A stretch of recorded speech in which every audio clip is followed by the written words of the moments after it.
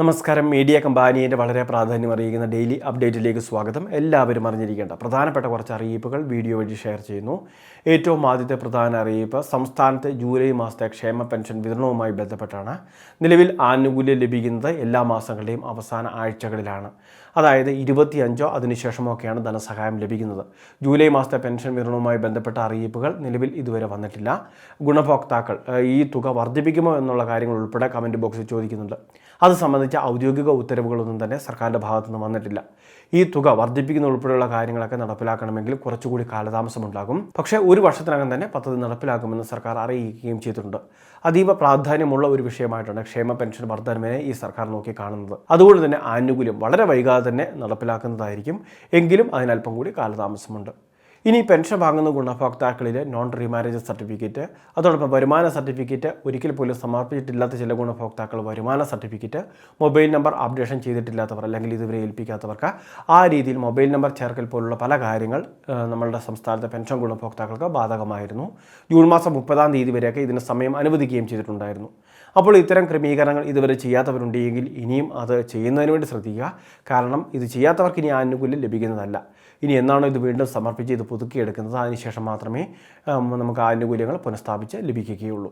നിലവിൽ ആ സമയത്ത് വിതരണം ചെയ്യുന്ന ആനുകൂല്യം ഇത് കൊടുക്കാത്തത് മൂലം തന്നെ നമുക്ക് നഷ്ടമാവുകയും ചെയ്യുന്നതാണ്. രണ്ടാമത്തെ മറ്റൊരു പ്രധാനപ്പെട്ട അറിയിപ്പ് നമ്മളുടെ സംസ്ഥാനത്തെ മുഖ്യമന്ത്രിയുടെ ദുരിതാശ്വാസ നിധിയിലേക്ക് ചികിത്സാ ധനസഹായത്തിനൊക്കെ അപേക്ഷകൾ വയ്ക്കുന്നതിന് വേണ്ടി സാധിക്കും. ഓൺലൈൻ സർവീസ് സെൻ്ററുകൾ വഴിയൊക്കെ അപേക്ഷകൾ സമർപ്പിക്കാം. ആരോഗ്യ ഇൻഷുറൻസ് പരിരക്ഷകളോ അല്ലെങ്കിൽ മറ്റ് ആനുകൂല്യങ്ങളോ ലഭിക്കാത്തവർക്കൊക്കെ മുഖ്യമന്ത്രിയുടെ ദുരിതാശ്വാസ നിധിയിൽ നിന്നും ഒരു ചെറിയ സഹായം ലഭിക്കുന്നത് ഒരു ഉപകാരം തന്നെയാണ്. പ്രത്യേകിച്ച് 5000 രൂപ മുതൽ 3 ലക്ഷം രൂപ വരെയൊക്കെ ചികിത്സയുടെ തോതൊക്കെ അനുസരിച്ച് നമുക്ക് ആനുകൂല്യങ്ങൾ ലഭിക്കാറുമുണ്ട്. ഇതിൽ ഉയർന്ന തുകയൊക്കെ അനുവദിക്കണമെങ്കിൽ മന്ത്രിസഭ ഉൾപ്പെടെയുള്ള കാര്യങ്ങൾ കൃത്യമായിട്ട് തീരുമാനിച്ച് വേണം തുക അനുവദിക്കുന്നതിന്. എങ്കിൽ പോലും നമുക്ക് ഒരു ചെറിയ ധനസഹായം ഉറപ്പ് തന്നെയാണ്. പദ്ധതിയുടെ ഭാഗമായിട്ട് അപേക്ഷ വെക്കാൻ താല്പര്യമുള്ളവർക്ക് നമ്മളുടെ റേഷൻ കാർഡ്, അതോടൊപ്പം തന്നെ മെഡിക്കൽ ബോർഡ് സാക്ഷ്യപത്രങ്ങൾ, നമ്മളുടെ മേൽവിലാസം തെളിയിക്കുന്ന രേഖകൾ, ആധാർ, ബാങ്ക് ഡീറ്റെയിൽസ്, ആക്റ്റീവായിട്ടുള്ള മൊബൈൽ നമ്പർ, ഇമെയിൽ ID പോലുള്ള കാര്യങ്ങൾ, വരുമാന സർട്ടിഫിക്കറ്റ്, അങ്ങനെയുള്ള പല കാര്യങ്ങൾ ഇതിനു വേണ്ടി ആവശ്യമായിട്ട് വരുന്നുണ്ട്. അപ്പോൾ ഇത്തരം രേഖകളെല്ലാം കൃത്യമായിട്ട് ഹാജരാക്കി അപേക്ഷകൾ വയ്ക്കുന്നതിന് വേണ്ടി ശ്രദ്ധിക്കുക.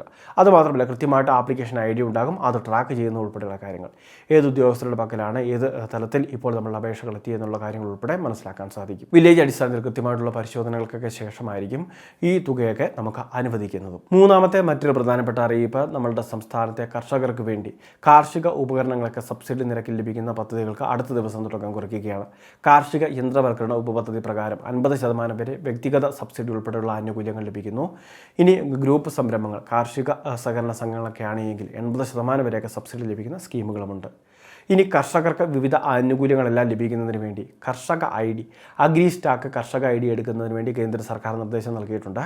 അഗ്രി സ്റ്റാക്ക് കർഷക IDയിലേക്ക് രജിസ്റ്റർ ചെയ്യാത്ത കർഷകരെല്ലാം എത്രയും വേഗം രജിസ്ട്രേഷൻ ചെയ്ത് ഈ നടപടിക്രമങ്ങൾ പൂർത്തീകരിക്കേണ്ടതാണ്. വളരെ പ്രധാനപ്പെട്ട കുറച്ച് ഇൻഫർമേഷനാണ് വീഡിയോ വഴി ഷെയർ ചെയ്തത്. ഇതുപോലുള്ള വിവിധ അറിയിപ്പുകൾ തുടർന്ന് ലഭിക്കാൻ ചാനൽ സബ്സ്ക്രൈബ് ചെയ്യുക, ഫോളോ ചെയ്യുക.